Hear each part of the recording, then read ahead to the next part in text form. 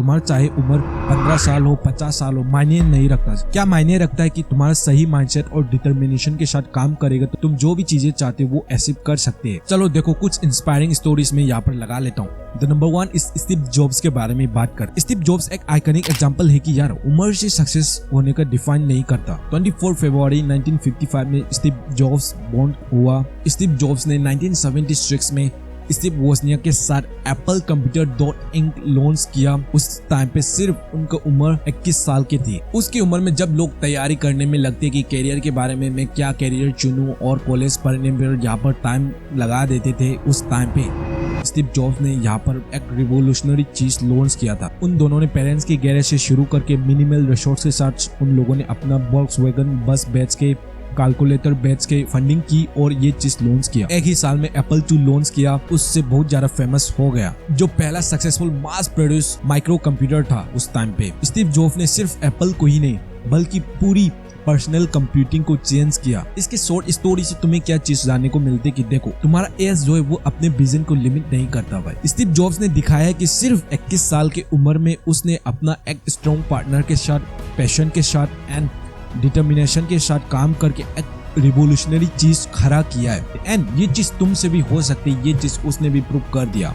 And example number 2, Mark Zuckerberg, the founder of the Facebook. Obviously इन बंदे के बारे में किसी को नहीं पता होगा, तुम सभी लोगों ने इन बंदे का नाम सुने होंगे। 14 मई 1984 में मार्क जकरबर्ग बॉर्न हुआ। 4 जनवरी 2004 को फेसबुक लॉन्च किया जब वो सिर्फ 19 साल के थे। भाई उस टाइम पे वो हार्वर्ड यूनिवर्सिटी पे पढ़ रहे थे, लेकिन एक सिंपल आइडिया से शुरू करके उसने पूरी हिस्ट्री को बदल डाले। द फेसबुक नाम से शुरू किया, 2 हफ्तों में उनके हार्वर्ड के आधे से ज्यादा लोग उनके प्लेटफॉर्म पर साइन अप किया। जकरबर्ग ने 1 साल बाद जाके हार्वर्ड से ड्रॉप आउट ले लिया एंड उसके सिर्फ 4 साल बाद ही उसने ये बोल्ड डिसीजन लेने के बाद सिर्फ 4 साल में ही एट द एज ऑफ 23 ही became the youngest self made billionaires of all over the world. $251 billion से भी ज्यादा उनका नेटवर्थ है, जो उन्हें दुनिया के 3rd रिचेस्ट इंसान बनाते हैं। एग्जांपल 3, रितेश अग्रवाल, ओयो का फाउंडर। तुमने इस बंदे के बारे में तो सुना ही होगा। 19 नवंबर 1993 पर ये बॉर्न हुआ एंड रितेश अग्रवाल ने जनवरी 2013 में ओयो रूम्स लॉन्च किया। उस टाइम पे वो सिर्फ 19 साल के थे। भाई उसके पास ना लगभग 82 लाख की इनिशियल इन्वेस्टमेंट थी।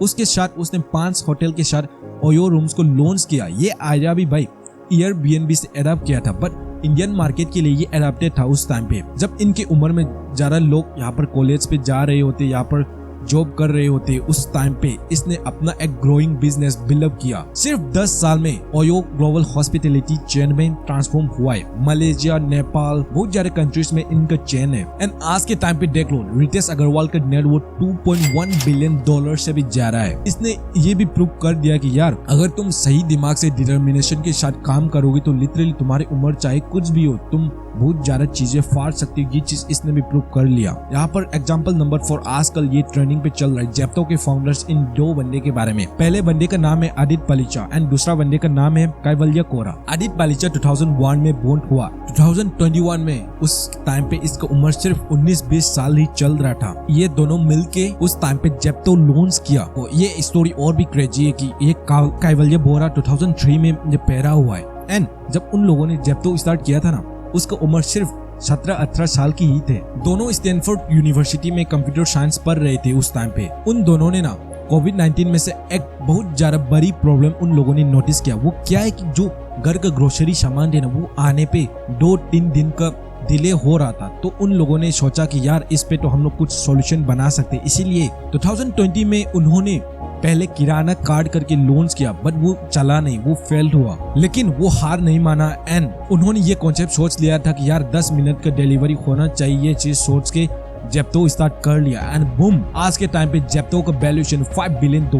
आदित्य पलीचा का नेटवर्थ है 43,000 करोड़। कैवल्य बोरा की नेटवर्थ है 36,000 करोड़। कैवल्य बोरा इंडिया का सबसे यंगेस्ट सेल्फ-मेड बिलियनियर में से एक है। एक बार इस चीज पे तुम थिंकिंग लगा के देखना, जब इनके उम्र पे लोग यहाँ पे कॉलेज पढ़ के यहाँ पर पढ़ाई करने पर ध्यान दे रहे होते थे, इस टाइम पे ये दोनों ने एक $5 बिलियन कंपनी यूनिकॉर्न खड़ा किया। जेप्टो आज के टाइम पे 150+ लोकेशन पे ऑपरेट करते हैं एंड दिल्ली $1.5 मिलियन से ज्यादा डेवलपर्स ऑर्डर प्रोसेस होता है। समझ रहे हो? इन दोनों के स्टोरी से तुम्हें क्या सीखने को मिला कि भाई तुमने कॉलेज किया, तुमने ड्रॉप आउट लिया, नोबडी केयर्स। भाई तुम्हें बस अपने काम के ऊपर तुम कुछ भी सॉल्यूशन ला सकते हो, तुम कुछ भी चीजें तुम कर सकते हो, तुम्हारे गान में दम होते हैं तो लिटरली तुम कर लोगे वो चीज। इन दोनों बंदे ने ये प्रूव किया हुआ है। एंड लास्ट एग्जांपल भाई मिस्टर बीस्ट यूट्यूब फेनोमेनन। इस बंदे ने भाई आज के टाइम पे मिस्टर बीस्ट को कौन नहीं जानता, जिमी डोनाल्डसन करके बंदे का नाम है भाई। जिमी डोनाल्डसन 1997 में को बोर्न हुआ था। मिस्टर बीस्ट ने फरवरी 2002 में उसका फर्स्ट वीडियो यूट्यूब पे अपलोड किया था। सिर्फ उस टाइम पे उसका उम्र सिर्फ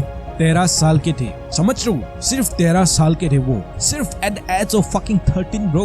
पहले कई साल में वो गेमिंग वीडियोस और कमेंटरी वीडियोस बहुत ज्यादा करता था, पर उसमें से कुछ भी वीडियोस नहीं चला। एंड उसके बाद जाके वो जब 19 साल के थे, लिटरली 2017 में उसने एक वीडियो ऐसा एक स्ट्रीम किया कि उसने 1 से 1 लाख तक उसने गिनती करा। वो स्ट्रीम्स 44 आवर्स तक चला एंड लिटरली 40 आवर्स तक चला एंड वो स्ट्रीम्स बूम हो गए। वो स्ट्रीम्स उसका पहला वायरल वीडियो था। एक सिंगल वीडियो से वो 1 मिलियन सब्सक्राइबर गेन हुआ। आज मिस्टर बीस्ट दुनिया के सबसे मोस्ट सब्सक्राइब यूट्यूब चैनल में से एक है।